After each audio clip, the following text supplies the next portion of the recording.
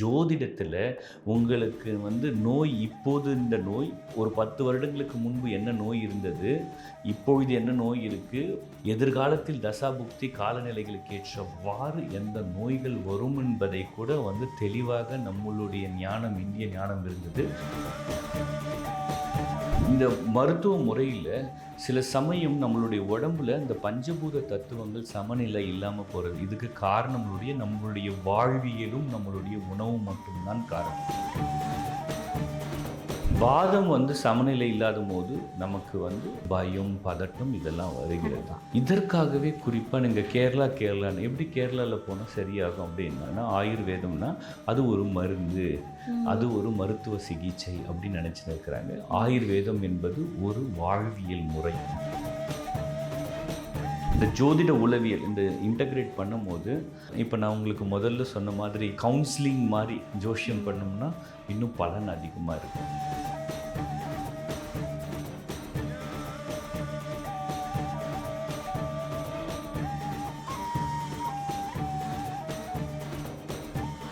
என்ன அப்படின்னா, இவ்வளோ நாள் இந்த சைக்காலஜியும் ஜோதிடத்தையும் நான் கனெக்ட் பண்ணது கிடையாது சீரியஸ்லி.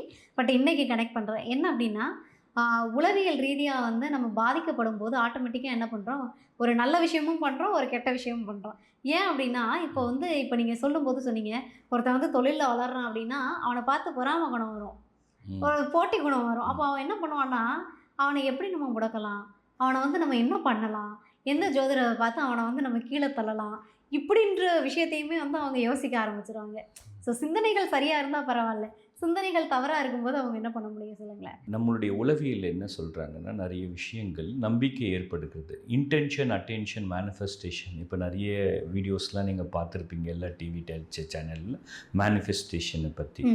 உளவியல் என்ன செய்வாங்கன்னா, நீ ஒரு விஷயத்தை ஆழமாக நம்பணும், அந்த ஆழமான நம்பிக்கையில் அதில் கவனத்தை செலுத்தணும். அப்படி கவனம் செலுத்தப்படும் பொழுது அது கண்டிப்பாக நடக்கும், அது மேனிஃபெஸ்டேஷன் ஆகுன்றது ஒரு உளவியலுடைய ஒரு சிந்தனை. நம்ம ஆழமாக நம்ம அன்கான்ஷியஸ் லெவலில் ஆழமாக எதில் நினச்சின்னு இருக்கிறோமோ அதுதான் நமக்கு நம்மளுடைய பிஹேவியர்ன்றது நம்முடைய நடத்தையில் வெளிப்பாடாக வருது. அதன் மூலமாக தான் நல்லது நடக்குது. சரிங்களா? இதே தான் ஜோதிடமும் நடக்குது. ஜோதிடர்கள் என்ன சொல்கிறாங்க அப்படின்னா, உங்களுக்கு இந்தந்த மாதிரி பிரச்சனை, இந்தந்த மாதிரி கிரகங்களால் இந்தந்த மாதிரி நடத்தைகள் இருக்குது. இந்த மாதிரி நடத்தையை மாற்றிக்கணும்னா நீங்கள் இந்த மாதிரி கோயில் போங்க, அந்த மாதிரி இந்தந்த பரிகாரங்கள் செய்யுங்க, இந்த மாதிரி பயிற்சிகள் செய்யுங்கன்னு சொல்கிறாங்க.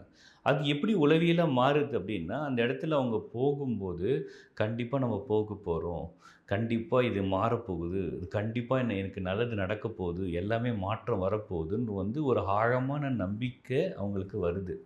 அந்த நம்பிக்கை வரும்போதே ஆழமான அந்த சிந்தனை அவங்களுக்கு சரியாக என்னென்ன நடத்தையிலையும் ஒரு மாறுதல் கொண்டு வருது. அந்த மூலமாக அவங்களுக்கு அந்த பிரச்சனையை கையாள முடிகின்றது. அதனால் அந்த பிரச்சனையிலேருந்து அவங்களால வெளியிலையும் வர முடியுது.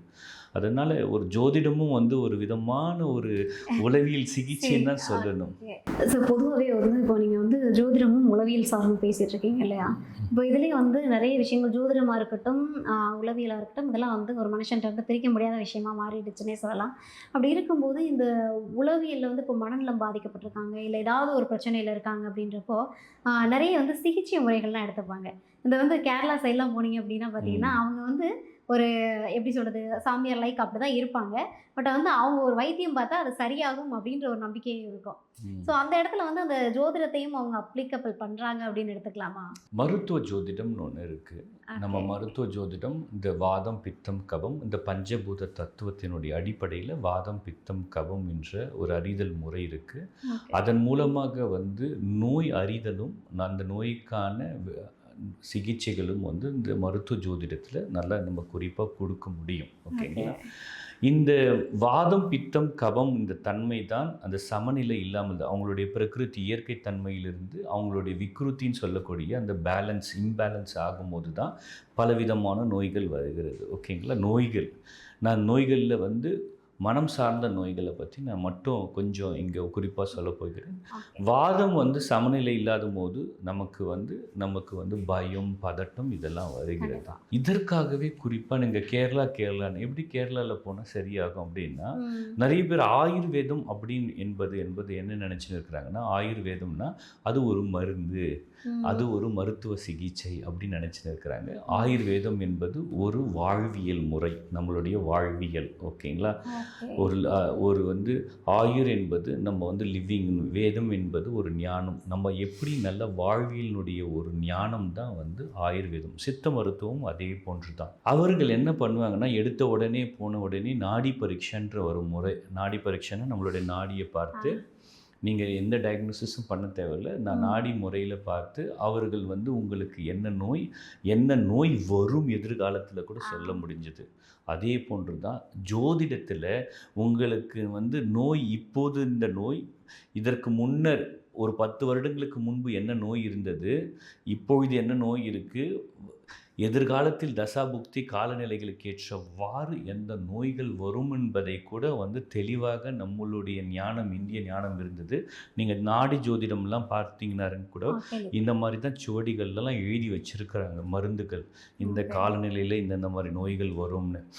இந்த இந்த இந்த மருத்துவ முறையில் சில சமயம் நம்மளுடைய உடம்புல இந்த பஞ்சபூத தத்துவங்கள் சமநிலை இல்லாமல் போகிறது. இதுக்கு காரணம் நம்மளுடைய வாழ்வியலும் நம்மளுடைய உணவும் மட்டும்தான் காரணம். இந்த வாழ்வியலும் உணவு முறையிலும் நம்ம சரியான முறையில் இல்லாத போது தான் இந்த பிரச்சனைகள் உருவாகிடுது. இதில் பஞ்சகர்மான்னு ஒரு ட்ரீட்மெண்ட்ஸ்லாம் கொடுக்குறாங்க. கேரளாவில் ஒரு அற்புதம்.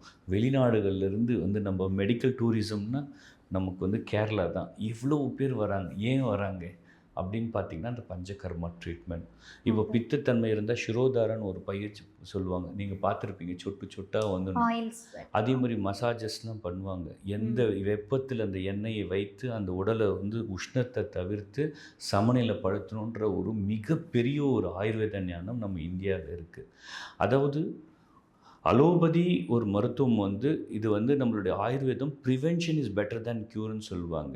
அதாவது வருகின்ற நோயை கூட நம்ம முன்னர் அறிந்து அதற்காக நம்ம இந்த மாதிரி ட்ரீட்மெண்ட்ஸ்லாம் நீங்கள் எடுத்துக்கிட்டிங்கன்னா கண்டிப்பாக நோயை நம்ம தடுக்கலாம், நோயிலிருந்து விடுபடலாம். இதெல்லாம் குறிப்பாக மருத்துவ ஜோதிடத்தில் இருக்குது. இந்த மருத்துவ ஜோதிடம் மட்டும் ஏன் மருத்துவ ஜோதிடத்தில் டயக்னோசிஸ் இந்த உளவியல் ஜோதிடம் அதாவது இந்த ஜோதிட உளவியல் இந்த இன்டகிரேட் பண்ணும்போது அது ஜோதிடத்தில் நம்ம சொல்லுகின்ற விஷயத்தை உளவியல் கோட்பாடுகளில் நம்ம அப்ளை பண்ணலாம். இப்போ நான் உங்களுக்கு முதல்ல சொன்ன மாதிரி கவுன்சிலிங் மாதிரி ஜோஷியம் பண்ணோம்னா இன்னும் பலன் அதிகமாக இருக்கும். ஓகே சார், அதான் நிறைய பேருக்கு ஒரு கன்ஃபியூஷன் இருந்திருக்கும். நான் ஸ்டார்ட் பண்ணும்போதே உளவியலையும் ஜோதிடத்தையும் எப்படா கனெக்ட் பண்ணுறாங்க அப்படின்னு. கண்டிப்பாக இந்த பதிவு பார்த்ததுக்கப்புறமா அவங்களுக்கும் ஒரு தெளிவான விளக்கம் கிடைச்சிருக்குன்னு நம்புகிறேன். கண்டிப்பாக உளவியலும் ஜோதிடமும் சார்ந்து தொடர்ந்து நம்ம நிறைய விஷயங்களை நம்ம நேயர்களுக்காக கொடுக்கலாம் சார். இவ்வளோ நேரம் நேரம் ஒதுக்கி நிறைய விஷயங்களை பகிர்ந்துக்கிட்டதுக்காக நன்றி. நன்றி.